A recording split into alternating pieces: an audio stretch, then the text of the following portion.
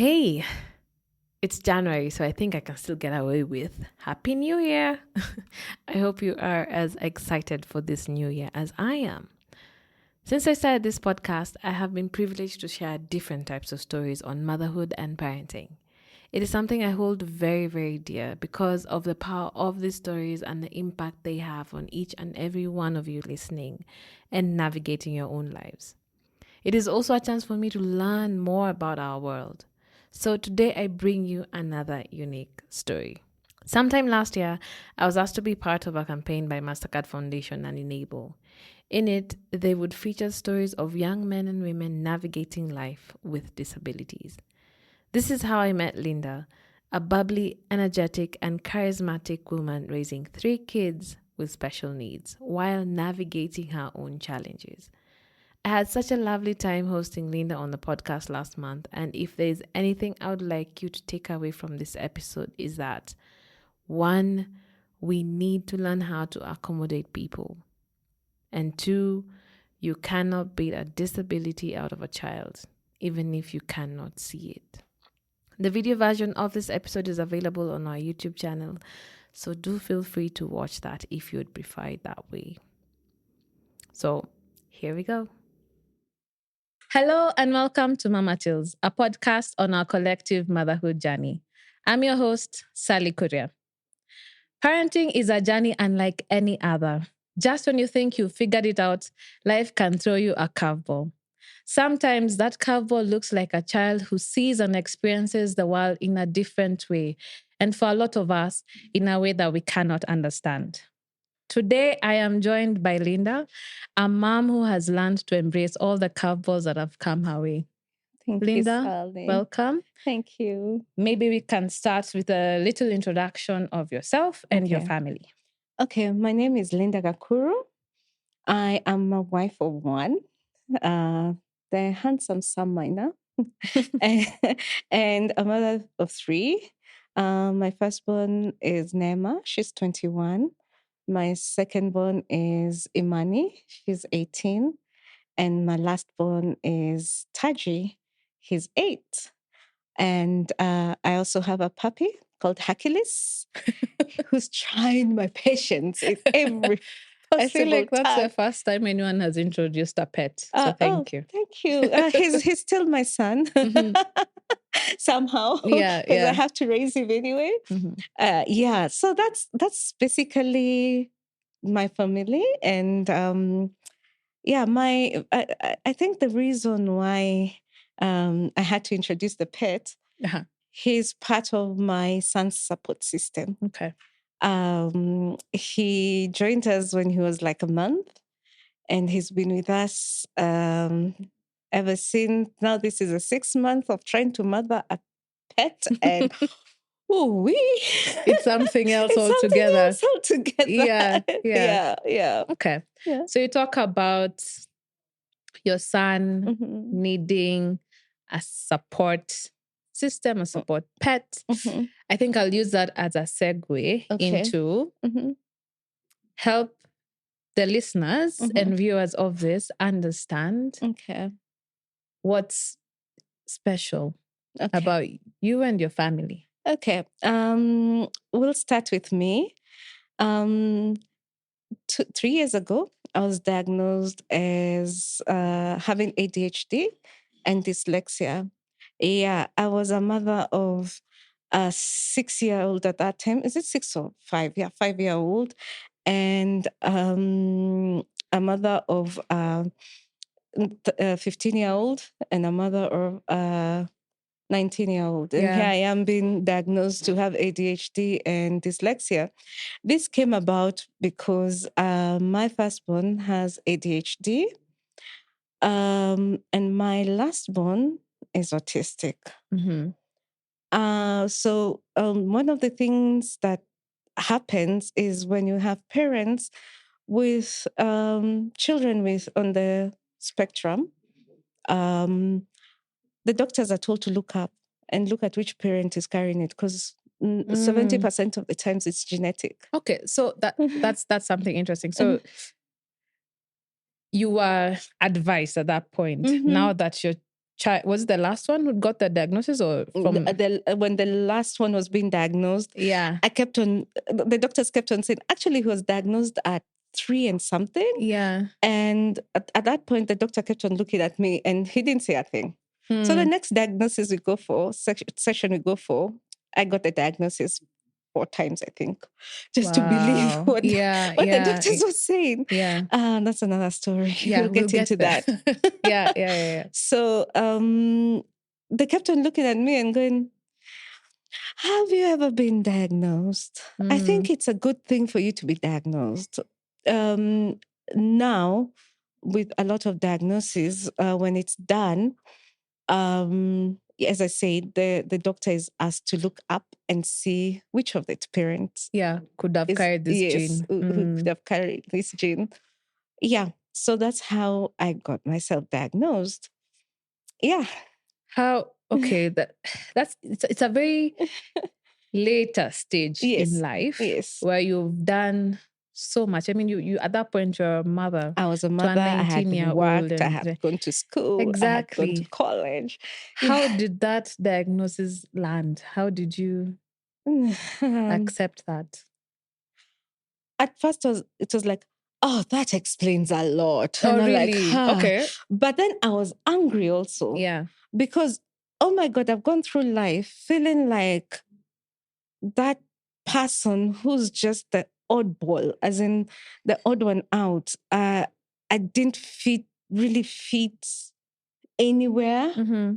So, man, it was difficult. Yeah. Then I was like, I mean, if I knew this when I was younger, I would have had an easier time growing up. Yeah.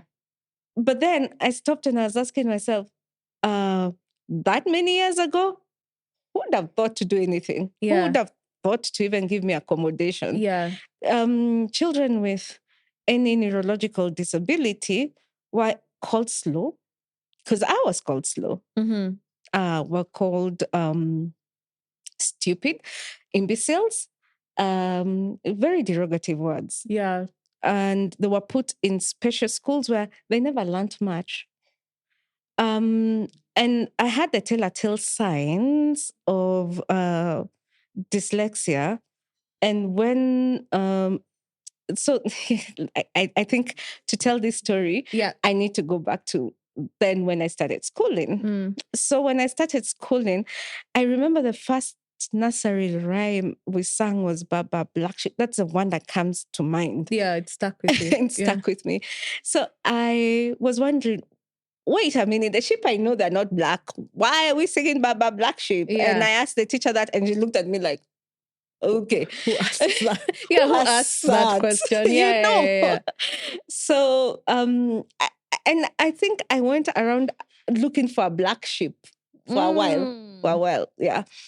And I remember I used to get a lot of upper respiratory infections. And so I missed a lot of school at one point, and tonsils. It was upper respiratory and tonsils. So I missed a lot of school. I had digestive issues. So I'd eat something and the next 2 days I'd be so sick. Yeah. And then I went to, the next phase I remember is primary school, because that's where the beating started. I was beaten. You're beaten. Because I couldn't figure out even how to spell my name. It was very difficult. I learned to spell my name the second time I was in class 4. Wow. So I was a slow learner. Yeah. But the funniest thing about this slow learner, she could do maths in her head. So how can you be slow? Yet. Yeah. When she gives you answers for maths, she's getting everything. But don't tell her to write. Yeah. My books were untidy. Oh, Lord. Now you can understand where the beating was coming from. My handwriting was a mess. That book looked like ink blots and pencil blots. As in, before you remember? Yeah, I remember you used to have the ink pen that you had. Yes. First you started with pencils. Yeah. The pencil, it looked like I sharpened a pencil and did this on the book. Yeah. I was not writing. And then later on, it was ink and it was ink blots. I used to be beaten during every teacher's lesson. I was in a public school at that time. Yeah. Then in my mother's wisdom, which I am really appreciative of, she took me to a private school. Okay. Those days going to a private school. Ooh, Yeah, it was the thing. In the 80s.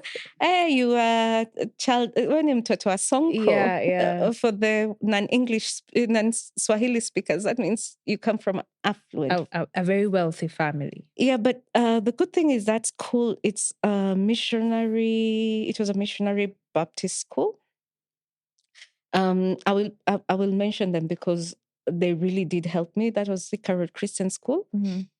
And I remember the head teacher at that point, she was called Mrs. Kageri. She had been trained in the US. So when she came, she saw exactly the hallmarks of dyslexia and other learning disabilities. So when she told my mom, sorry, Mrs. Kageri. We are so sorry. I'm so sorry. Yeah. My mom blew up. It was a lot for her to take in. My mom was like, no, you can't call my child stupid. It's teachers. You teachers don't know how to teach. You didn't go to university. And she went on and she went on. So in her wisdom, Mrs. Kagiri is like, it's okay. We'll just take her and we'll work. We'll do our best anyway. So they took me in. And I remember I went to Mrs. Njoroge's class in class 4 for the second time. And so you had to repeat it? Yes. Yeah, and there's nothing. I knew nothing. Yeah. Absolutely not. I could not even spell my name. So Mrs. Njoroge used to make me stand next to her every break time, lunchtime. I would just be standing next to her and we'd be reading. And I mean, I was reading Jane and Peter in class 4. Yeah. That was a class 1 book. Remember? Yes, I remember, for phonetics and things like that. Yeah. Yes. So I would be reading it over and over again, and she'd be helping me and she'd make sure I go home with reading assignments. And the reading was in big letters. And wow, I started enjoying reading. Yeah. Actually, it's because of her hard work that I became an avid reader. Yeah. From then on, I could read storybooks from here. Oh God, I do books in a day. Yeah, which is something that you wouldn't have said. No, I hated books. Yeah. The only books I used to like, my dad was in the military and he had these books that had a lot of, I don't know what it was, but it had a lot of patterns. And I would love looking at those patterns and sorting them out. And my dad would be, who did this? And I'd be like, me? Oh my God, you're good at pattern recognition. And I'm like, oh, really? Yeah. Because that's the first time I was told I'm good, at anything. So eventually your parents, as you're growing up, eventually they started, although they probably, I'm assuming here, they probably didn't have the name of what's happening. Would you say at some point they started appreciating the person you are, or did that just never happen? That's another story. Yeah. ADHD is traditionally is a discipline issue. Yes. Not and so the first time I've had that actually. Yes, it's a discipline issue. Yeah. So I was beaten at home, at school, at home. I used to love school holidays because the beating at least would be in one place. It'd come from one place home. Wow. So I'm on top of the tree. Please remember, I'm a girl. Yeah, we should not be on top of in the 80s, 90s. Yeah. Which girl was on top of trees? Who was running around with boys? Yeah. Riding bikes? Who was running around with boys going from my window? Yeah, things that actually you're taking me back. things that we were typically not girl things. We should be playing with dolls and toy and at be least nice calm and collected and easy. No, I was not. I was nowhere close to calm. I was that chick who always had a thing to do with things like that. Things, yeah. And now, since you didn't even have an idea of maybe what you are going through, when it came time for you to be a parent, were neurological disabilities anywhere near The Your first mind. no, the first ADHD person I met was my daughter. And when did you discover that she had ADHD? When she was no, that's That's like, because let's get into diagnosis. When do you find I like the way this thing is just evolving. Yeah. So I become a parent, and my firstborn was like me. So they always tell you that you will get a child who's yes, she'd wake up. Yes, she'd wake up and should wake up. Run.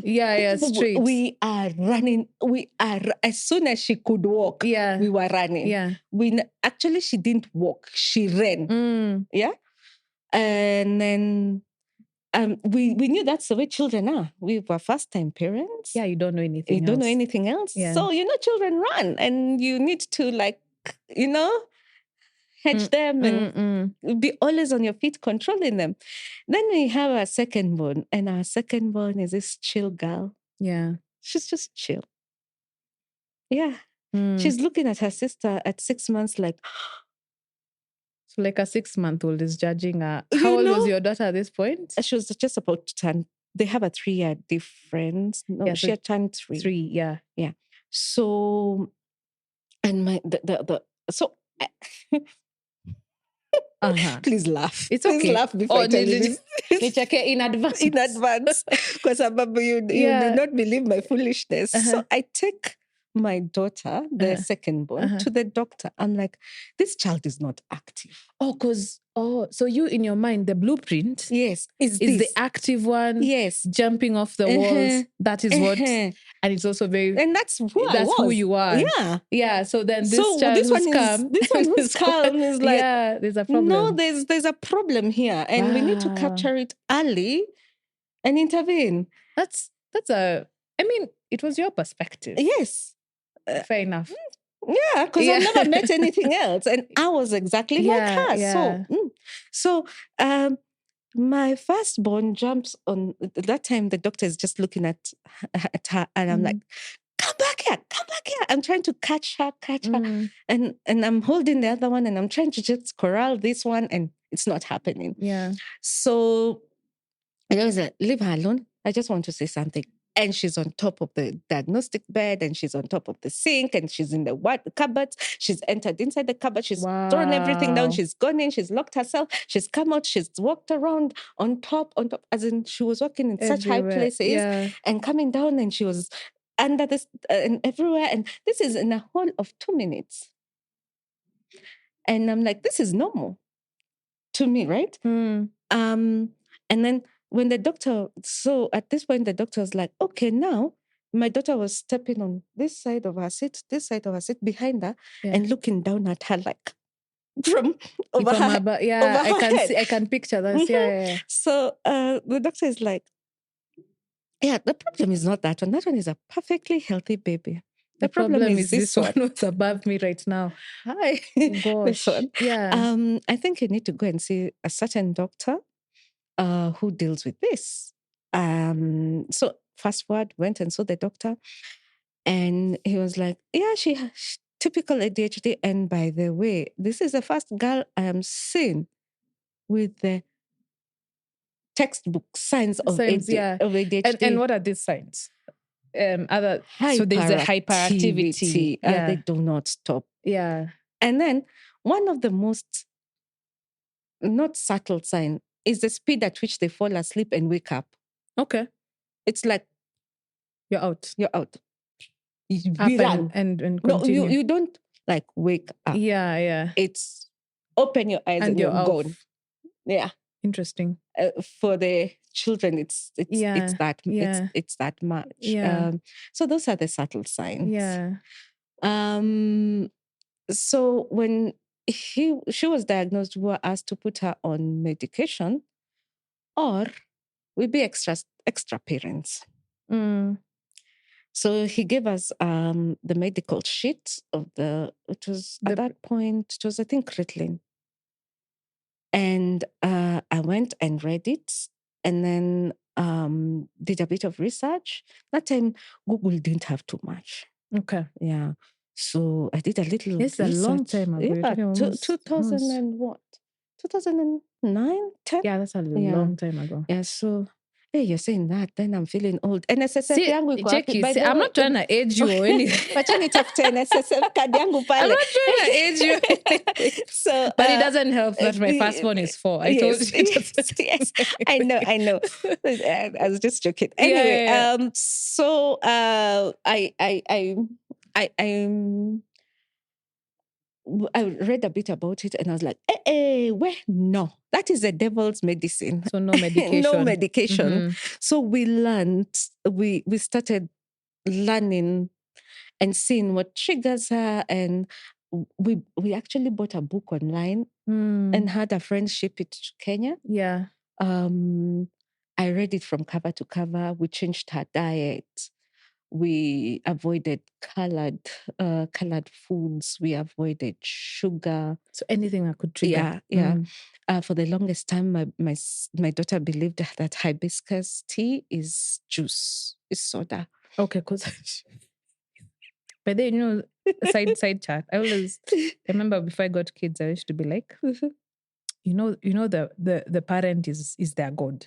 True. If I point to my nose and say that is called an ear, who are they to? They will never disbelieve doubt you. Yes. And I was like, yes. I can probably trick a child that way. Mm-hmm. So I assume even for your daughter, you're like, it soda worked. is hibiscus tea. Yes, and it was. I used to sweeten it with sugar, or I think it was aspartame.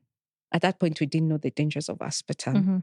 I don't know what is aspartame. Aspartame is an artificial sweetener. Oh, okay. Yeah, apparently it doesn't exit the body very well or something, and it causes other issues. So at that point, I didn't know. And stevia is better. Yes. Stevia at least I've heard about stevia. Yeah. And so she grew up knowing that is soda. It's soda. And that is juice. Yeah. Just the other day, she's like, "You mean hibiscus tea?" You guys were lying to me. Yeah. And she was like, I think 17. And so she discovered that hibiscus tea is not soda. Yeah. But you were doing what you had to do. Yeah, we had to do that. And we used to run her down. We would make sure that energy is spent. Don't try to tame it. Yeah. You spend it. Wow. So flying kites in the morning, early in the morning, we'd be flying kites. We would be going to the play field for a school, would ask for permission, and she would run and swing and just get that energy spent. Out, yes. Yes. Then go home, eat. We were careful what she ate. Yeah. Later on, we discovered that she couldn't tolerate gluten. So you had to be gluten-free. Let me tell you something. God. You don't want to have gluten intolerance in an African country. Yes, and especially Kenya. Yeah. Mandazi where? Gluten. Everything. Iko kila mahali. Iko kila mahali. Chapati, smocha. Yeah. Everything that is gluten. Affordable has gluten. So it was really difficult telling people don't give a cake. Trying to find gluten-free cake, biscuits and all, because she's seen other kids eating them. And why? Why shouldn't I also do the same? Yeah. Anyway, that's my firstborn. We've built it on her too long. I'm trying, because like I said, I have small kids now. And the energy itself matters me. Yes. Especially like now my 4-year-old with hers, it's actually verbal energy. Yes. The questions is just coming at you hot and fast. There's no break, there's nothing. 2 seconds, we are out. I'm just like, how did you keep, and considering you were also undiagnosed at that point in time. So it was very easy for me to keep up with her. Well, I guess. We have the same energy level. We go. Oh my God. Yeah, we go. Fair enough. Yeah. Actually, maybe that was a blessing in disguise that you're all in the same. Yeah, we're in the same boat. And now your second one. Now my second one, my baby. Yeah. My only one who went full term. Yeah. Was the first one? And no, she was always in a hurry, even in intro. No, she was in a hurry. She wanted to come like yesterday. Yeah. So she wore out the placenta, I think, because there was no other explanation. She wore out the placenta. She had to come in at just before 7 months. So she was Wow, 1 that's point. really preterm. Yeah, she was 1 point, I think 6 kilos. And the 6 Gosh. kilos zilifikishwa na diaper na kasho. Wow. na Yeah, kalaina. kumwekele, okay. That's really Kalaina. preterm. That's really preterm. Yeah, so she had jaundice. We had to, what are they called? They're called what? Cross fusions, where they open the umbilical cord and put in clean blood and draw it. Yeah. So we had 2 of those before she could reverse. Her jaundice was very severe. Bad. Yeah, so it wasn't even the one to sit under the... Oh, no. Oh, trust me, I got very bad reports when she was born. That's another story. We need to move on. So if we can sit here for a while. I guess you had a really interesting, rough introduction to motherhood. It was rough. Wow. It was rough. Okay. So when my second born comes, she's 3.8 kilos. Full term. 10 fingers, 10 toes. I was like, oh, thank you, Jesus. Yeah. Not to say her pregnancy was easy. I started clotting actually. Wow. When I think at 3 weeks of pregnancy. So I was advised twice to terminate it, but I refused. And here was a victory song and saying, thank you, Jesus. And here she is. Yeah. So she's the one who got us to diagnose our firstborn. Because of how different they were. They were so different. Yeah. But my daughter, who I keep on saying we must have missed something, well, for a lack of a better word, and please edit this out if it's not right. Yeah. Even when she was young, she had a resting bitch face. Oh, yeah. So no, I don't know I'm how not. to put that. Yeah, no, I hear you. It's the face of I'm not playing around with anyone. So even when the nurses would come and go tickle, she'd be like, and turn. And she's 6 months old. So who has taught you how to do that? Yeah. I'm not like that. I'm bubbly and everything. And I talk to everyone. Yeah. Who has taught you to do this? So anyway, fast forward to now she's in class, I think 5. She she was in class 7. She gets a disease that we were like, oh, okay. Doesn't make sense, yeah.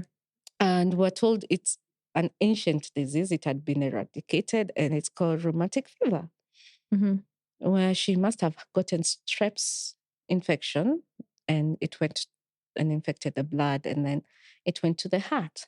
Yeah. And she was on very strong antibiotics. This is the child who had very bad allergies. She's allergic even to the air. Yeah. I'm like, chick. Oh my God. But she was that happy child. Yeah. Oh, she's that child who doesn't want to disturb you, but she'll be right here just picking up a few things and just making all of you laugh and all. And so anyway, she was on antibiotics for like 4 years. Every week she was taking quite a heavy dose of, I think, is it erythromycin? I can't remember pretty well. And then at one point we went to the opticians because the first one was having a problem. She was having very bad headaches and went to the optician. And I tell you, Aki, doctors, Aki, the way they find out things. So we all have walked into the opticians and my eyes are looked at and the optician is like, hey, this keratoconia, I have a condition called keratoconia. So they were like, hey, this keratoconia is really getting aggressive. So you need to now start wearing contacts. So I started, we were debating on that. And then I told him to check my daughter because there was always a fear that because she really looks like me and has all my habits and everything, she's the one who might get the keratoconia. And the optician is looking at her eyes, but looking at my daughter, the second one, and following her around and is like, this one is just the light. Sit here. Do you mind? Yeah. So I'm like, okay, now that we're here, and anyway, it's free. Yeah, might as well just get her checked. Get her checked. And they did all the tests, and my daughter came and looked up And when they did the eye thing, and she was like, "Mom, you're so beautiful. Oh, nice So to she meet you, Mommy." wasn't seen. She wasn't seen. Wow. And I broke my heart. Yeah. And she's like, "You're my daddy. Oh, oh my God, you're Oh so my God. handsome. Yeah. Mom, look at the flowers. Look at the flowers. And this is my sister. Oh God, look at you. You're the one who, sisters, yeah? Sisters, as usual. And she's outside and she was allowed to go outside and she's looking at flowers. So this is like the tester things that they put on your face. Yeah. And I'm looking at the doctor and I'm like, what is going on? Yeah. Oh no, she's the one with the keratoconus, not this one. And it broke my heart. Yeah. And it really broke my heart. So apparently that point when she was sick, it aggravated it. So she had even lost more eyesight than I had. And she just didn't know. You don't know you're not seeing. No, it's true. Fair enough. Fair enough. Actually, you're right. Because I remember when I got my first set of glasses, I was 10, 12. Yeah. And when I put them on, I was like, wait a minute. Yes. This is what I'm supposed to be seeing. Exactly. I just got used to everything. I put very close. I sit at the... that's just how... Yeah. Yeah. So she was in the same boat. She was in the same boat. She didn't know what she's missing. Exactly. Wow. Back to me, my keratoconus started forming when I was, I think, in class 4 for the first time. Remember, my dad is military, so our healthcare was under the army. Yeah. Okay. So I was taken to the army ophthalmologist. Yeah. And they were like, nah, she's pretending. She wants glasses because her mother has glasses. And my mom was like, by the way, we were brought up in a weird time. Yes, it was a weird time. It was a really weird time. I actually had a panic attack. My first panic attack was when I was like 11 or 12. And I was told it's because I was fat. Sorry for laughing. But no, let's laugh. Let's laugh. Because at that point, mental health was not... Yeah, so you're having a panic attack because you're fat. Because I'm bad. Okay. No, but listen, at that time... Yeah, at that time, it was a plausible reason. Yes. It was a plausible how plausible reason. That was, I don't know. The connection... Listen, whatever they told themselves. It helped them deal with their lives. Yeah. So... oh my. So yeah, that's how my second born got diagnosed. And since then, now she's lost quite a lot of her sight. It's a progressive. It's a progressive condition. Yeah. That just it does stabilize. But before it stabilizes, it can be very scary because it ends up in 2 ways. Yes, it will stabilize and you're blind. It will stabilize and you still can see. Nobody can predict that. So right now she has about a 16th of the eyesight that normal people have. I remember, this is heartbreaking. On her 18th birthday, she's like, other people turn 18 and get their DL and they get their ID. I got a +1. I'm turning blind. And I was like, oh no. Devastating. That is especially when it's something that you can't fix as a parent. You're just like, I think the most difficult place to be is when your child is suffering and there's nothing you can do. No amount of money you throw at it is not going to fix it. It's going to fix it. No amount of love, care is going to fix it. So I'm praying for a miracle. This is, if there's something my children have done, is deepen my faith in God. Yeah. And just trust in Him for every step of the way. So to my third born. Yeah, because, okay, so we are dealing with our firstborn. Yes. Who has, at least now, and we're dealing with ADHD. Did she finally get on like medication, or you're still doing extra parenting? We extra parented until she went to uni. That's a long time. Yeah, it was. And we'll talk about how that progresses. It was hard. It was extra parenting, because you really have to be present in that child's life. Yeah. And you have to keep the doors open and not let any lock. And please note, they're going through all the developmental stages. Plus. Yeah. So there's teenage coming, and it came. There is young adulthood coming. I don't even. Yeah. So we waited until she made her decision. Okay. To get if she wants to be on medication or not. Yeah. Okay. Yeah. That's before we delve in, because I think I mentioned this earlier. Mm-hmm. A lot of my listeners have young kids, mm-hmm. and our exposure, at least through this platform, mm-hmm. to children on the spectrum, mm-hmm. hasn't been anywhere older than 6. Aww. So I'm not really sure what happens after. And I think it would be one of those things that it's going to be very, very helpful to parents, mm-hmm. with kids on the spectrum to understand what comes ahead. But before we get there, mm-hmm. so we have a third born. We do have a third born. So Tell us about your third born. So this was my surprise baby. I was done having children. It's a bit of an age gap. Yeah, as in, I was so done having children. And then boop. God has a sense of humor. Yeah. Gives me a son. Oh, my one and only son. Yeah. Taji. Yeah. Taji, the crown of our family. So Taji was born at actually 7 months, just before she get into 8 months. So another preemie. But he was a huge baby. Okay. He was 2.6 kilos.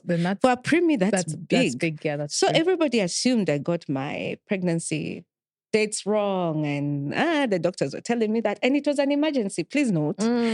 So the only place that was open that we could get fast to was Kenyatta. Yeah. And I was swept in, and actually I walked into Kenyatta. They looked at me. They sent me to the maternity side, because I was going to get a certain doctor who was on call at Kenyatta to check me out. Then I go home. And he was to call my gynae. Nice plan, right? Yeah, no, listen, immediately you've said that. Mm-hmm. I was like, this is usually the beginning of of those labor stories where you thought, means I was just going to go get a quick check. And then I go back home. And that was the last thing they said. That's it. That's without a child. Yeah. Next time we had the child with them. So I called my friend at that point, and I'm like, hey, I've just gone. I'm having this pain. I can't quite describe it. So my doctor sent me to Kenyatta, because there's an on-call. I don't know where gynae is good. Who tells them all to take a break? A break at the and then December babies come dramatically. Just when everybody's in Christmas mood. Yes. So she was like, okay, Sawa. The only place that is open is Kenyatta. Oh, I hope you're in and out, because Kenyatta you can take long. And then we had the whole discussion, and I was like, okay, Sawa. I get into casualty looking for him. The nurse looks at me and like, come, takes me. I don't know where he is, but come, takes me to the maternity wing. Mm-hmm. And sits me somewhere. It's a bench. So I'm like, okay, Sawa, let me just wait for him to come. And another nurse passes and looks at me and walks off. Please note, it's a geriatric pregnancy. Yeah. That's what they say that. So over 35. Over 35 is a geriatric pregnancy. Yeah. So a doctor is passing there and walks by. Not the doctor I was expecting. Walks by and looks at me. Come. So I go with him, and he does a scan, and immediately he's like, theater now.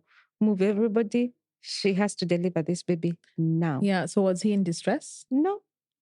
My stitches from the previous years were opening. Oh, no. Yeah. Oh, no. That is the pain I couldn't explain. Because he was a huge baby. And anyway, this baby is term. That's what the doctor was saying. Little did they know. Yeah. I'm trying to tell him he's not yet term. And this baby is too big to be not term. Yeah. They deliver him. As soon as he's out, Kenyatta, they take him, they wipe him, then they come and show you your baby, then take them to the nursery. You recuperate. The next day, you're out. As soon as they are wiping him, bringing him to me, the paid looks at him and like, okay, mama, meet your baby. Here's your baby. Whoop, So and he's panic gone. as well. Yeah. Yeah. Yeah. So he never reached me, and I'm like, What has happened? Yes. Yeah. And Yes. please note, Kenyatta Theatre, it's the half. Yeah. So it's you delivering here, and there's another person delivering there. And different teams, because there's a high demand. So I'm seeing other mothers being taken their babies, and me, whoop, mine has been taken. And he's calling and nobody's coming. I just saw him do something and run off with my baby. That's later on I was to find out that he wasn't doing very well. He was resuscitated 3 times. Oh my. And he was on high oxygen pressure for 2-3 days. But as soon as he came off that thing, where that boy was ready to eat, and he has never stopped. He's never stopped until now. Wow. Okay. So then that was a pretty interesting birth. Interesting. Yeah. Let's use the word interesting. Yeah. Let's use the word interesting. It's interesting. So he grows up. He's fine, meeting all his milestones. He's walking. He starts talking. He sits on way before time. He walks timely around this. Yeah, it was okay. But every time we go for clinic, the nurses are looking at him and they're like, what? That's a big baby. Stop feeding him. I'm like, I'm not feeding him. That's an interesting place to be at. Yeah. Because most of the time, whenever you go to those clinics, like an exam, it's like they're looking at you like you're not doing what you're meant to be doing. You're not doing your child is suffering. Yeah. But you're getting the opposite. Yes. Because he was 11 kilos at six months. Okay. He was a huge baby. All right. I see it now. Yeah. So because for context, around that 11 kilos, you're talking about a child who's walking and one something. Yeah, 1 and something.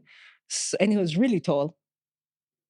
Wow. So I still stop feeding him. I'm like, I don't feed him. Every time we go to clinic, he has never eaten anything. I've been home for 6 months to ensure he breastfeeds. Yeah. Okay. Please do it at 7th month, exclusive breastfeeding. We see if this weight can be controlled. So I'm like, okay. So I did it at the 7th month, and I go there and I'm looking haggard, and they're like, okay, maybe actually feed him just food. Feed him. But he's now 12 kilos. And they're like, okay, this is a big baby. Yeah. And that baby has never slowed down growing. Even right now, he's above my height. He's 8. He's above my height. So he's 8, and for context, you're around. Are you 5 feet? 5'3" on a good day. So he's 5'1". Yeah. And he's wearing shoe size 5.5. And he's taller than he's soon be taller than me and his sister, his second-born sister. Yeah. Interesting. Yeah. And like your firstborn, is he on the spectrum? Yeah, my firstborn. Now, with the new definition, I think, did I mention about the definition of ASD? Not when we were recording. Okay, so with the new definition of ASD, yes, my firstborn and my thirdborn are on the spectrum. Because the DSM-5 TR reclassified Asperger's, dyslexia, hyperlexia, which other one? ADHD, dysfigure. It reclassified them as ASD. So it's autism spectrum disorder. DSM-5 stands for Diagnostic Statistical Manual. Yeah. Yeah, it's used in diagnosis of mainly neurological and mental issues. Yeah. So he's the two of them are on the spectrum. My second-born, I think I missed something. I'm going to. You're gonna. I'm going to ask her. Now she's 18. I need to ask her permission. To do this. Yeah. So then, I want you to. I don't know if the question will be before you were diagnosed, where you have your own idea of what's going on, but what would a day today in your life look like, especially when you knew the special needs of your children? Okay. For somebody looking into my life, they would say it's overwhelming. Okay. But look at this. I have the energy. Because yours. Eh. Yeah. I said blessing in disguise, right? That it is. Yeah. So it was overwhelming. Yeah. But it was fun. For me, I enjoyed the challenge. It satisfied my need to do something. To do something, yeah. Because you have You remember? Yeah. Action. Yeah, you need to do things. Yeah. But the thing that people seem not to realize about ADHD, progressively, you struggle with a lot. Mm. You struggle with depression, Okay. anxiety. That's the side they don't tell you about. They don't see. Especially at teenage, when hormones are kicking in, there's no reason for you to be depressed, but you are. It's a hormonal thing. We don't react to hormones the same way neurotypicals do. Yeah. And so if it wasn't for therapists at Kenyatta who looked at my daughter and told me, no, that time she was a teenager, now the firstborn, when we had taken the the thirdborn for occupational therapy, who told me that she needs counseling, I wouldn't have known. Yeah. All I thought I was raising a very sad child at that point, because it hit hard. It hit hard. You know what's interesting to think about is that this hyperactive child with ADHD, now when they're getting into teenagehood, it transformed to the other side where she was getting very sad. Yeah. Yeah. So it's good. Like how did that transition? Okay. She started by coming and telling me, Mommy, I want to cry. Just out of the blue. Out of the blues, nothing was wrong. I'd asked her, are you hurt? No. Is there anything that is happening? Did anybody hurt you? Do something bad to you? Because I'm mama bear. Yeah, of course. You want to protect your child from anything. And I have done that physically and yeah. I won't even ask, but I hear you. No, we won't go there. We won't go. That's why I think every mother who's you understand what that when you need to show remember up. I really had to be in her life. Yeah, you did. So I knew something was off. So she'd tell me, I just want to cry, and I'll tell her, cry. And that child cried. Yeah. And cried. Yeah. And cried. And I'd ask her, then after a cry session, I'd ask her, are you feeling any better? She's like, yeah, a bit. And then she would continue with Nene and then have another meltdown. 2 weeks, 3 weeks in, she'd come and tell me, I want to have another good cry. And I'd be like, okay, cry. I'm right here. And I would sit near her, but not intrude in her space, and just let her be and just cry and just allow her. And I wouldn't talk her out of it. And you see, that's the thing. When you're going through that as a teenager and somebody's here beating you, telling you, you shouldn't be doing this. Yeah. And it's something that you don't know, even you don't know how to process it. So giving her the space, I think is one of the best thing I did, because I didn't understand also. I remember going to a doctor and asking her, am I raising the most saddest child on this planet? Because she really cries. And she's like, no, it's teenage. But didn't explain it better. Yeah. So when I went to Kenyatta, that's when I found out that there's another side of ADHD. It's like a cycle. So when you were taking your third child? Yes, for OT. Yeah, right? Occupational therapy. That's when the therapist at Kenyatta told me that my daughter needed therapy, psychological therapy. If she did not tell me that, I wouldn't have known, because she really used to cry a lot. You see, ADHD is cyclic. One time you're up, the next time you're down, and you're up. And it has nothing to do with how you, I don't know how to put it. It has nothing to do with how you're feeling. It's just our neurons don't work the same way that other people's do. They don't so it's fire an actual physical response that's happening to what. It's not a depressive thing. It's not. There's a difference between that depression and the other depression. Yeah, I hear you. So this child, I'll just investigate what has happened, what is going on, and everything would be tick, tick, tick. But she's really, really sad and she really wants to cry. And I'd let her cry. Until that therapist walked in, I had gone to doctors and asked them, am I raising the most miserable child? What have I done wrong? And that's a thing that all parents with neurodiverse children go through. What have I done wrong? You always just put it back to yourself. Yeah. So she started therapy, and with a lot of therapy, she learned that it was not her fault and it was okay to feel those things, and she learned how to handle that situation, because at this point, remember also, she's in high school.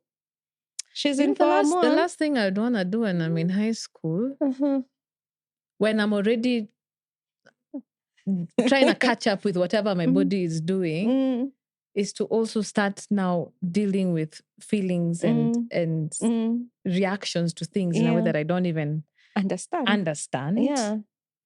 And please note, your mom is not also very knowledgeable. Also, me, that's me. But I'm trying to figure it out as we go. Yeah. Remember, I had been warned that I have to be a very present parent. So we are figuring it out as we go. And that's a lot of pressure. And now that, I think it is a misconception, this idea that, at least how I understood it, is that ADHD, you're just like up there all the time, you're jumping off the walls and things like that. And then there's something that you also brought out with you being brought up, where your parents' answers was always, let's whoop this child to understanding. Yeah. So like, what are some of these misconceptions that come up with especially neurodiversity in children? And kind of like those outdated things that we need to, just put in the bin, throw away in the middle of the ocean. Yes. Now, as I've said, neurodiversity is a difference in how your neurology works. Yeah. And it is a disability, just like any other disability. The same way you can't beat a blind child to see. The same way you can't beat a deaf child to hear. Yeah. Or a physically impaired child to walk or hold something. If they're missing a limb, they're missing a limb. Yeah. Or if they have a deformed limb, they have a deformed limb. So why would you want to beat a person whose neurons are not firing the same way as other people so that their neurons can fire the same? It doesn't make sense. It doesn't make sense. Yeah. So one of the things we have to do is stop beating children with neurological diversity, as in stop it. Put that kiboko. Go. Just, it's not fair. Yeah. They need the same accommodation as blind people. We have a sign language interpreter with us today. Yeah. She's doing that for the deaf. Yes. Okay? So if you're accommodating the deaf, why do you think that us guys with neurological diversity do not need accommodation? Yeah. Why do you think a child who's autistic doesn't need accommodation? Yeah? The same way, so that the deaf people can be integrated into society, we've learned how to sign. And I think everybody in the world should learn how to sign. Yes, 100%. 100%. Yeah. I think we should agree on a universal sign language and we go with it. Yeah. But at the same time, neurodiverse children need the same accommodation, even adults. Please note, these children grow up. So you can imagine how many autistic children there are in this in this country, and they will grow up. Yeah. They will go to a secondary system, which is not very forgiving. The previous one. I hope the CBC one will be better. Yeah, accommodative at least. More accommodative, yeah. They're promising it will be. I'm praying it will be. remember, they have to go to our universities. And there's no special world. The same way, even the deaf and the have blind to go to university. Yeah. There's no accommodation for neurodiverse. A deaf person will go with an interpreter. A blind person will have Braille. Yeah, the books with Braille. Yes. So, an autistic person, my daughter has sensory processing issues. And I am blessed, and she's blessed to be in a university that will allow her to go with noise cancelling earphones to class, and the lecturers won't have a problem with it. Yeah. But just imagine if she was in a university that did not have a special ed section. So the lecturers are not exposed to these neurodiverse children who need noise cancellation. As you're lecturing, they need to cancel out your noise so that they can understand you. What you're saying. Funny that you raise a fair point because, and this is why sometimes parents and teachers opt to beat. Yes. Because it looks like rebellion. Yes, because you can't see that in this. You see, you don't. Yeah, you can't just see neurons. Yeah, you're just like this. I had a guest once who would say that her child couldn't sit down. Yes, like the sensation. Of sitting down painful. Was giving her actual pain. Yes. I couldn't touch dust my whole life. So you'd be told you don't like cleaning and...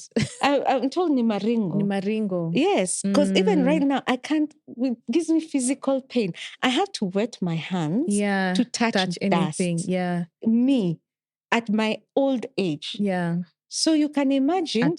A child. And that's sensory processing disorders and ADHD, autism, all those things that I mentioned before. 90% of them have sensory processing disorder. Get distracted very easily. Yeah. So there are coping mechanisms that children can be taught. And it's tragic, very tragic, that right now the estimation is 1 in 3 children. I think I might not. We'll fact check that. I will fact check and add it at the bottom of the screen or at the description box. So it's, I think 1 in 3 children has a neurological disorder right now. Actually, they're saying it's on the rise. No, it's not. We're just diagnosing it. We are just diagnosing it, and remember, we've become a very isolated society. Okay. Right now we are at the face of society where entertainment has become singular. I can watch a movie alone. Yes. I see what you mean. Yeah, I don't need to be with people. Need to. Let me ask you, when was the last time you went to a social hall in your community? Do I even know if one exists? Okay, when was the last time you went for a chief baraza? You're asking very hard questions. Exactly, because at that point, that's when community socialization was there. The TV was one. So whatever you watched, we all watched it. So there were opportunities to teach, opportunities to learn. So let's go back even further. We used to, the way we were raised, and I think that's why even my parents may not have picked it up early, the way we were raised, the chickens wake up, you wake up. Yeah. You have breakfasts, you unaosha. Surah chap chap chap. You go and you're out. Yeah. They come back home, you come back home. So all this time you're socializing with other children, you're playing, they're talking, so you need to talk. Yes. So even a slow talker, then eventually will be pulled out of that. Because the best therapy for any autistic person is socialization. Yeah. Which now has become very isolated. Yes, I hear you. Right now, you told me you're a mother of a 4-year-old. And how many times has your 4-year-old been picked by other kids? And they're running in the streets and they're going and they're playing and no, that's the way we grew up. It's not happening. So as kids, we had the best therapy on this one. It was free and it was priceless. Yeah. That's why a lot of autistic people were not picked up then. All they were called the slow learners. And unfortunately, in my community, in French. In my French community, it was said "nekerimo." And be put at the back of the class. Yeah, and nobody would pay attention to them. Yeah. And if you got whatever grade you got, by then it would be the laughter of the village. It's true. So there was a lot of stigmatization. Mean, actually, yeah.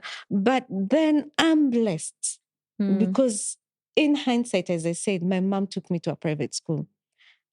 From that, I was even able to make it to a national school. Yeah.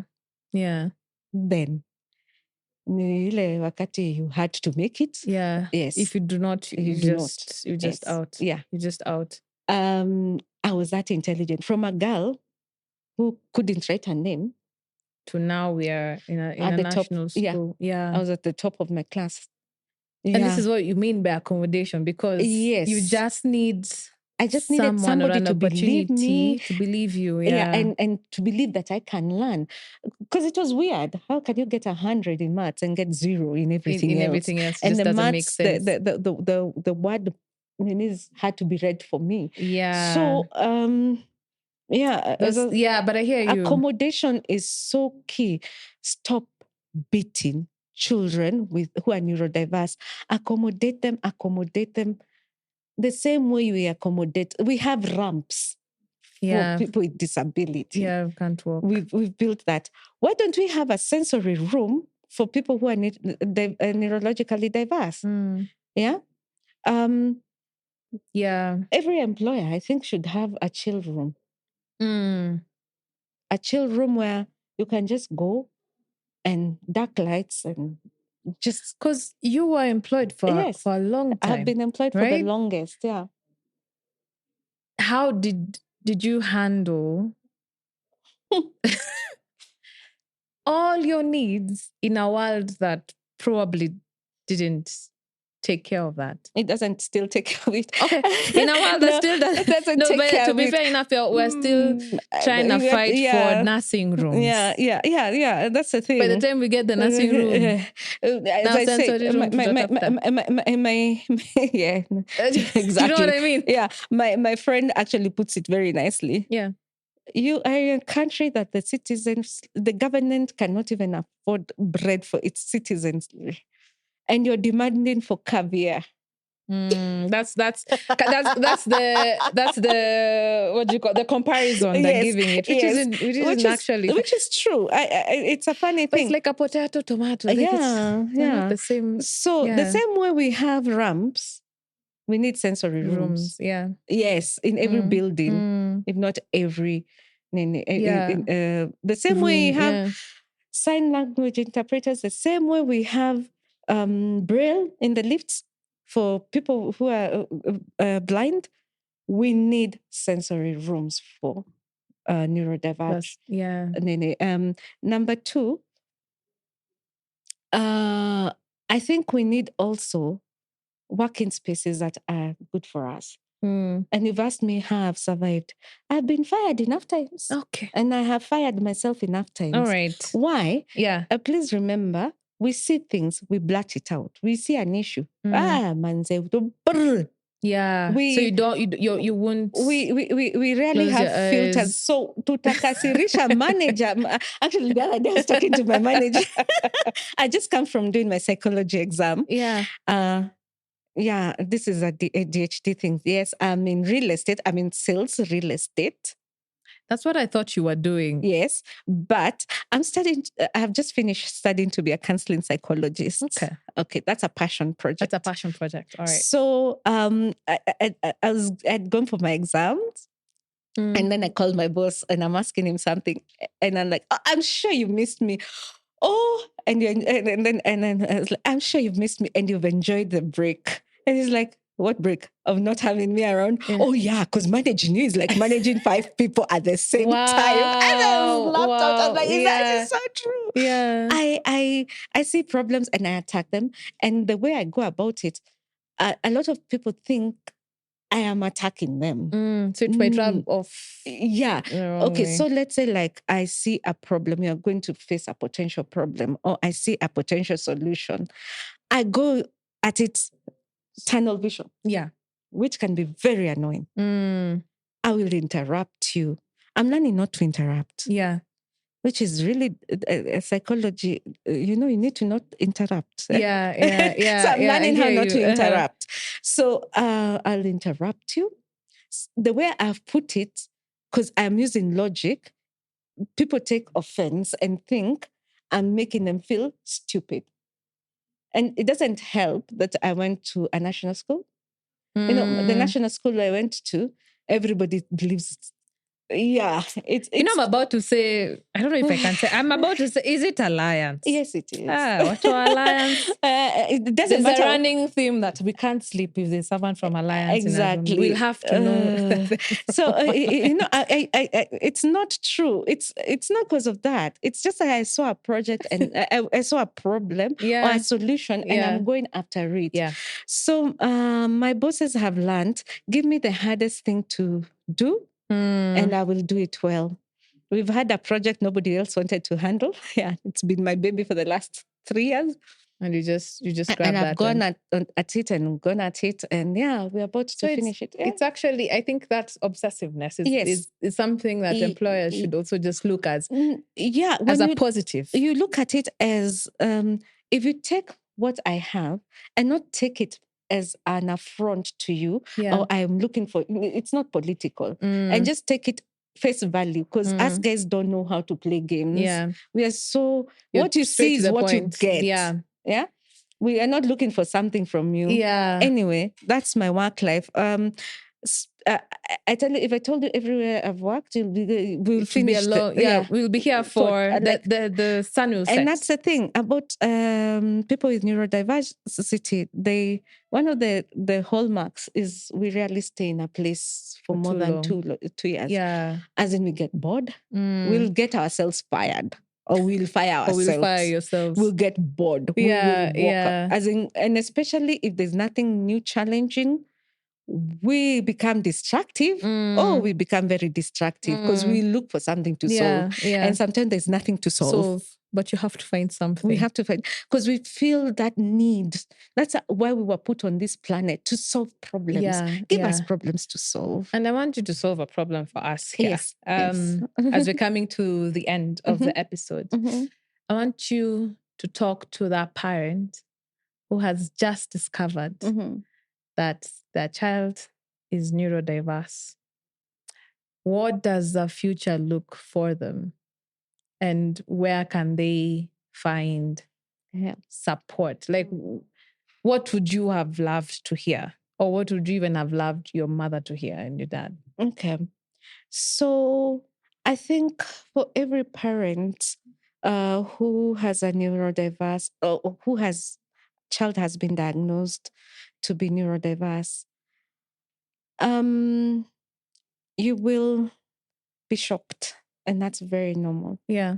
Please go through the shock. That's interesting. Yeah. You will be angry. You have the right to.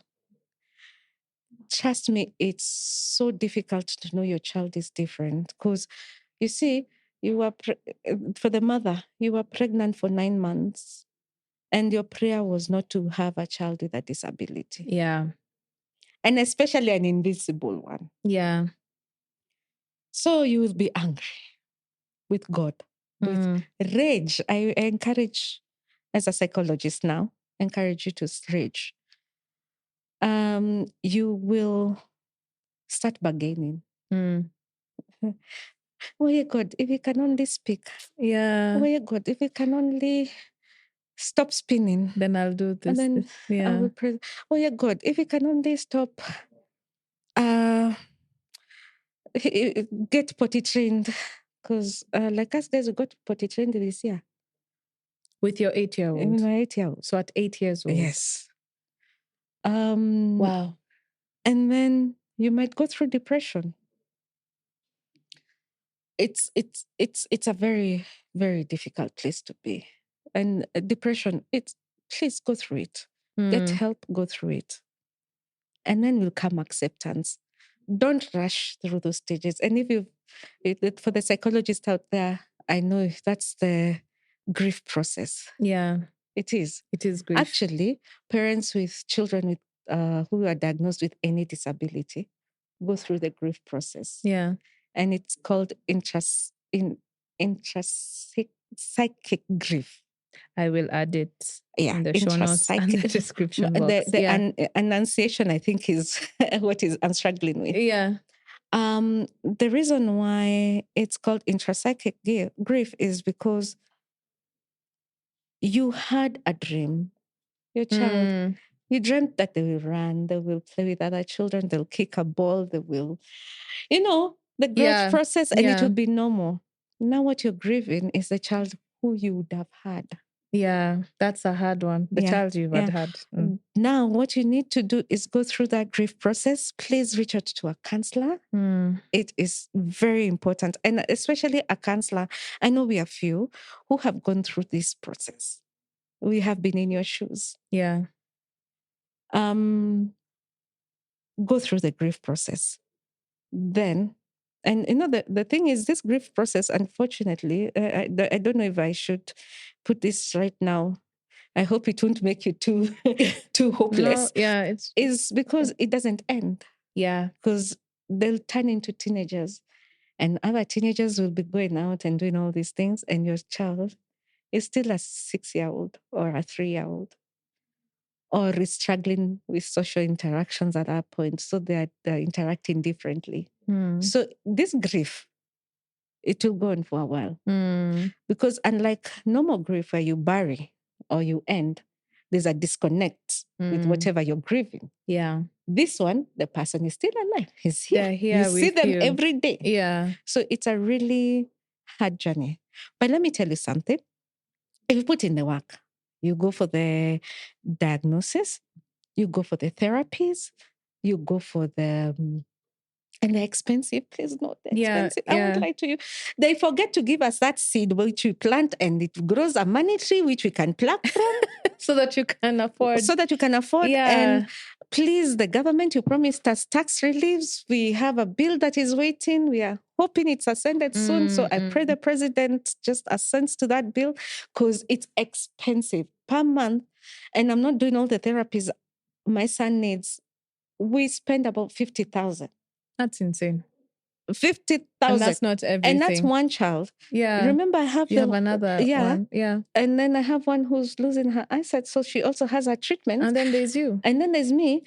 Please note, it's not easy. Number two, so just keep at it. Do what you can. I usually encourage parents, get into the therapy room. See what your therapist is doing so that you can do it at home. Yeah. And it will save you a shilling or two. Yeah, because you can't afford it all the time. Because therapy, the cheapest I've found so far is 2,500 if you go private. If you go Kenyatta, I think it's 1,500. Let me ask you, how many people will afford 1,000 or 1,500? At a regular basis? And at some point? Every day? Yeah. No. And it's not going to work. No, it's not going to work. Yeah. So, and then there's special school, which I don't like special schools for one reason. I think all children should be integrated. We should have integrated schools, not only special schools. Why? Because our children learn by socializing. Yeah. So if you put all the children with disabilities on one corner, how will they ever socialize with children who are not disabled? Yeah. And then on top of which, they will not go to a special world. There's no special Kenya they're going to. So you've taken them to a special nursery school, the special primary school, junior high school, special. And then, is there a special university? No, and then there's no special world either. And then there's no special Kenya. Yeah. So we need to integrate them. And I've seen people with, now it's categorized ASD1, ASD2, ASD3. ASD1 and 2 working regular, and they need some support here, but they're working regular jobs. I work a regular job. Yeah. I'm ASD1. Yeah. My son is ASD2. He's already doing a lot of, animation. He's the one who's doing the sister's animation. Please, may the lecturer not hear this one. But so he's doing your sister's homework. He's assisting the sister do the animation because he does it in like 5 minutes, something that her and her classmate will take 3-4 hours to do. Wow. So he does it in 5 minutes. And he's 8. And he's 8. No, he coded at 5. He knew his ABCs before he went to school. He could write before he was 1. When he was 1.5, he could read at that point. It's called hyperlexia. So, yeah. Anyway, back to what I was saying. Yeah, being integrated into society. Integrate your children to society. Don't leave them at home. Enter to the supermarket. Go to those eat-in areas. Let them see, for example, of autism. You know, if people see, for example, of autism, they will be able, especially ASD 3 and 2, and yes, and even 1. Let them go. People see enough autistic people, they will learn how to accommodate them and stop judging. Yeah, because they're always hidden. Yes. Number 3, whatever you do, be your child's advocate. Manza, you need to learn how to advocate. I feel like it's even harder with friends and family. Yes, it's the hardest with friends and family. Up to today, there's an auntie of mine who tries to do some interesting things with my son, and I just look at her like, so I was brought for CG plasma water. Oh, she's trying to heal him. ADHD, autism. Okay. I'm like, okay, you do that. Yeah. Is it one of those ones that you've talked too much and Adi, you're just like, it's okay. Actually, yeah. Do you sit? You brought what? Parrot water. What is that? The parrot drank the water, and now you give it to your child so that they can talk. I'm like, okay. I'm sorry. Yeah. Did you just say parrot water? Parrot water. That a parrot drank? No, that one came from another parent. That a parrot drank from, and then. Okay. Yeah. I mean, yeah. So sorry. Last thing. Me off guard. Yeah. Yeah. So my husband and I have decided to, like, we have walked this journey. Yeah. Twice. Actually, joke. Our firstborn is our practice. Yeah. Our lastborn is the actual thing. Yeah. Anyway, we walked this journey twice. And we know how devastated it can be. So with me doing psychology, becoming a psychological counselor, we've decided to give back. And that's why I did psychology. Okay. He's in the digital security space. I'm in this.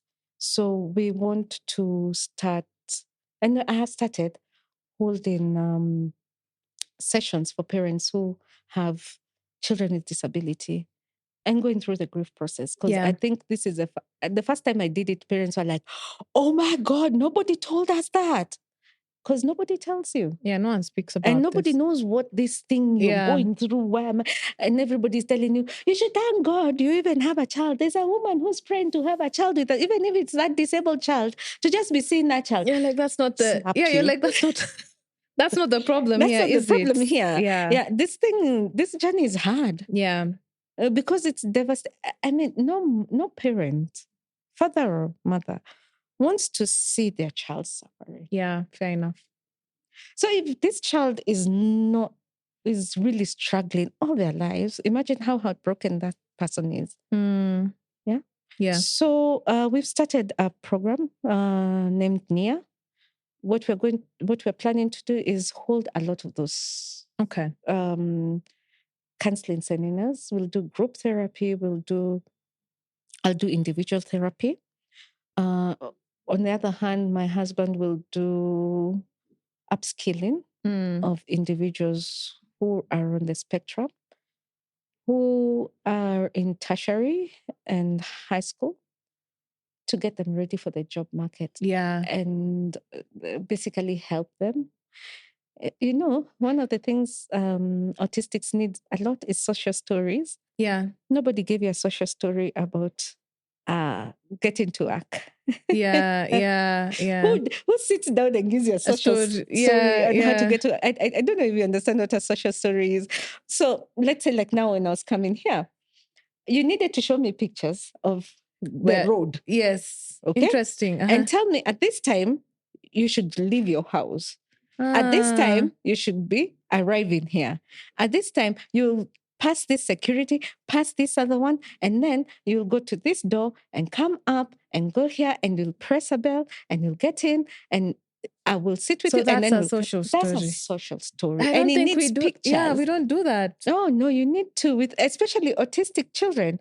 Oh, no, we have to discuss. Oh, wow. Fast. Yeah. Like, there's a time we went to my office. Okay, I know we are really talking here. There's a time we went to my office.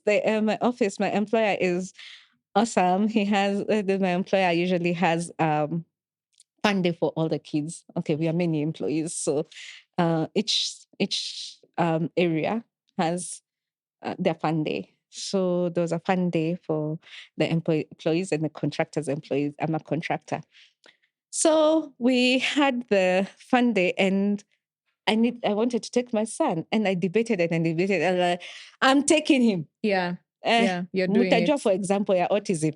So I hear you expose them. Yes. Yeah. So I did a social story. I took pictures of everything, and I asked for permission. I took pictures of the various places I could take pictures. So from the drive home, and I wrote a story. This is what is going to happen. We are going to have to do this, and we're going to do this. And here you're going to find these people. These three gentlemen will take you, and they'll check the car, and then we'll go down, we'll park, and then we'll walk up and go to the fun area. You'll be given a band. You'll go and you'll do 1, 2, 3 activities. Rule number one, no touching of people's laptops. So guess what? My son that day, he loves technology. He didn't touch anybody's laptop. Yeah, because you prepared him for that. I prepared him. Yeah. No stealing people's phone. So there was no phone that was stolen. Number 3, no going where mommy doesn't allow you. You want to go to the toilet, you come to mommy. So, and that's what we did. And we had a fantastic Nini. The only problem I forgot of my social story is to tell him the social story of living. Oh, okay. So you prepared for the go, but not the back. Yes. Yeah. The meltdown we had. Yeah. Everybody knew, for example, autism. Okay. Yes. But I like that. I think what I've learned today, there's so many things, first of all, misconceptions that you've passed. And even the concept of social story. Me, I was here just sending you a pin of where to come. I think there's so much we've learned. Yeah. And if you have those resources open and available, I think I would love to share them with people who are open. Yeah. I'll do this. Let me set up. We are just starting. Yeah. Let me set it up. But there are other resources that are out there right now. One of the best support groups on Facebook is KAA, Kenya Autism Alliance. Very good for autistic parents. Another good resource is Through the Roof. I hope Jackie won't mind me giving her a shout out. Jackie Mathaga and Dr. Jane Morori are doing a fantastic job supporting parents with children with various disabilities. Yeah. There is Isola. Isola has been a lifesaver to us because they have this whole app where you can do therapy with the online therapy. Fantastic. Just go there and look for that resource. Yeah. They have an open day on the 14th of December. If this will be out by then, you can go check them out. They're on Kiambu Road. And then there is also Differently Abled Society of Kenya by Alice Mundia. Alice is doing a fantastic job. Jimmy, guys are doing a fantastic job. These are people who are working behind the scenes with children with autism, basically. Because we've had a lot of attention for the other disabilities. Yeah, now they're doing neurological disabilities and they're doing a fantastic job. Yeah. Okay, thank you so much. You're welcome. For all of those resources. I will link them again in the description box and show notes of this episode. Yeah. As we wrap up, Linda, I want to thank you so much for sharing your story and that of your family. Thank you. I also want to thank Mastercard Foundation and Enable for making this happen. It is important that we amplify the voices and experiences of those who need to be heard. We are getting to the end of the year, and I want to thank everyone for all the time and hours you've listened to Mama Tales and the stories that you've contributed. It's been a really fantastic year, and I'm looking forward to the next one. Please do remember to follow us on social media. You can find the podcast on Instagram and TikTok at Mama Tales Podcast, and we have a bi-weekly newsletter that I love, and I will possibly invite you to write for this. I have just thrown to you right now. Awesome. Hopefully we'll be able to send that out over as well with all the resources that we've discussed in this episode. All right, everyone. Till next time. Bye. Oh, sorry. Before I leave, I want to thank our beautiful sign language interpreter, Ms. Koech, for all the amazing work that she's done here. If I am able to have a sign language interpreter for most of my episodes, I will 100% try to do so. That will be fantastic. Yeah, I think you always learn something here and there. All right, guys, till next time. Bye. Mama Tales is produced, edited, and hosted by me, Sally Kuria. This episode was shot and edited by the good folks over at Summerbox. Thanks, guys. Music in this episode is from Blue Dot Sessions. New episodes for the podcast are out every other Tuesday. If you'd like to be part of this podcast or would like a particular topic to be explored, please feel free to send me an email at mamatalespodd@gmail.com or DM me on our social media. That's Mama Tales Podcast on Instagram and TikTok. You can also support this podcast through monetary donations. Think of it like buying me a refreshing iced tower from Java. I love those, especially in this Nairobi heat. You can find details to all of this in the show notes of the episode. All right, catch you in the next one. Bye.